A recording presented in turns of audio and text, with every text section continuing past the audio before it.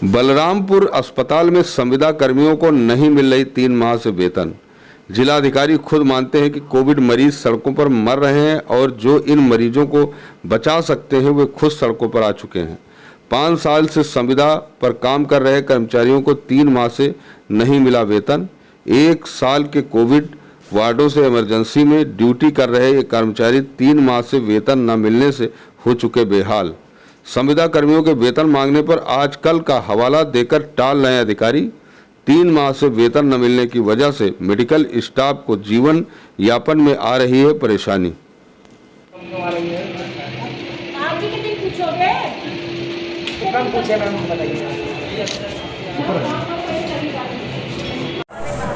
आप सब लोग आउटसोर्सिंग वाले संविदा कर्मी हैं ये बलरामपुर हॉस्पिटल में, और जैसा कि सब लोग कह रहे हैं कि आप लोग सैलरी नहीं मिली है, तो आप इस बारे में क्या कहेंगे? सर, हम लोग ड्यूटी कर रहे हैं बराबर 4-5 साल से हम लोग ड्यूटी कर रहे हैं। हम लोग जब सैलरी वहाँ अपने अधिकारी से लेने जाते हैं तो अधिकारी हमारे बोलते हैं कि हमने दे दिया है अकाउंट में। उसको होली के पहले हम लोग गए थे, बात किए तो कहे कि 2-1 दिन में आ जाएगी। तब से हम लोग बराबर अपनी कंपनी वालों से बात करते, वो लोग यही कहते 2 दिन रुक जाइए, आ जाएगी सर। किसके पास गए थे आप लोग सैलरी के लिए? हर जगह अपने अधिकारियों से बात करते। जब ड्यूटी में बलरामपुर हॉस्पिटल में कर रही हूँ तो बात तो अपने अधिकारी से ही करूँगी।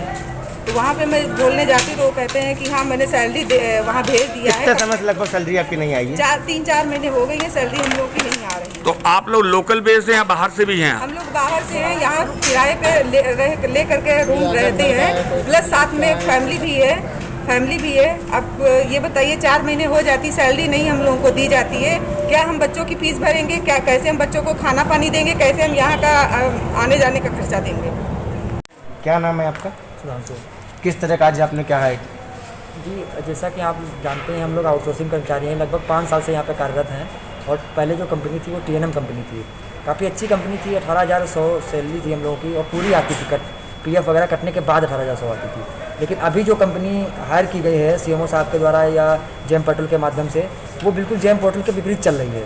जब हम लोगों की सैलरी भी टाइम से नहीं आ रही, 3-3, 4-4 महीने हो जा रहे हैं तब सैलरी आ रही है। अभी होली पे जबकि सबका त्यौहार है, इतना बड़ा त्यौहार है, धूमधाम से मनाना चाहिए, उसमें हम लोग ऐसे निराशा मिली है हम लोगों को कि रोके घर जा पाए हैं। 3 महीने की सैलरी थी जो कि नहीं आई होली पे। कितना स्टाफ है लगभग आपके पास? 200 स्टाफ है आउटसोर्सिंग से। कहाँ पे कार्यक्रम कर रहे हैं आप लोग? सारे कोविड हॉस्पिटल बना दिया गया है, कोविड वार्ड में सारे ज़्यादातर के सारे हैं बलरामपुर हॉस्पिटल में। अभी इमरजेंसी जो कि लगातार कोविड पेशेंट से भरी पड़ी है, उसमें हम सभी लोग काम कर रहे हैं। तो आपने इसके लिए किसी अपने उच्च अधिकारी से संबंध में कहा? सभी से बात करते हैं, सभी यही कहते हैं कि आप आगे बढ़ के बात करिए, कंपनी से बात करिए, सैलरी क्यों कम दे रहे हैं वो कंपनी से। सब लोग टरकाते रहते हैं। सैलरी के लिए पूछो तो कोई कहता है कि हमने भेज दिया है, कोई कहता है कि भाई अकाउंट में नहीं आया, ऐसे करके बात होती है। तो अब आप लोगों का क्या है आगे? हम लोगों का यही है कि या तो हम लोगों को, जब आप बाहर के कर्मचारी रख के NHM में समायोजित कर सकते हो, दे सकते हो, तो हम लोग क्यों नहीं 5 साल से कर रहे हैं? हम लोग को NHM में समायोजित करिए, समान सैलरी देने का काम करिए, समान काम करते हैं समान सैलरी दीजिए, और जो हमारी सैलरी कम से कम वो तो दीजिए। अभी कोविड में काम करा रहे हैं आप, कोविड हॉस्पिटल बना रहे हैं, तो हम लोगों को प्रोटोकॉल की तरह जो भी मिलता है वो सब देने का काम करिए। तो अब आपका वैक्सीनेशन हुआ कि नहीं हुआ? नहीं, वैक्सीनेशन सभी का हुआ है, बट वैक्सीनेशन होने के बाद भी जो हमारे कर्मचारी हैं वो पॉजिटिव आ रहे हैं। लगभग कितने संक्रमित हुए हैं आप लोग? अभी आज हमारे जो आउटसोर्सिंग कर्मचारी हैं लगभग 5 से 7 आउटसोर्सिंग कर्मचारी संक्रमित हो गए हैं। आपकी पिछले साल भी जब कोरोना हुआ था, फर्स्ट वेव आई थी, तब भी आप लोग कार्यरत थे? हाँ, सभी लोग काम किए हैं, शिफ्ट के हिसाब से कार्य करते रहे सभी। तो उस समय की तनख्वाह आपको कब मिली सैलरी? भाई ये तो कंपनी है, कंपनी ने आते ही जैसे कंपनी आई उसने अपने ऑटोमेटिक 1,500 रुपये कम से कम काट लिया, और जब पूछो किस लिए काटे तो बता नहीं पाता।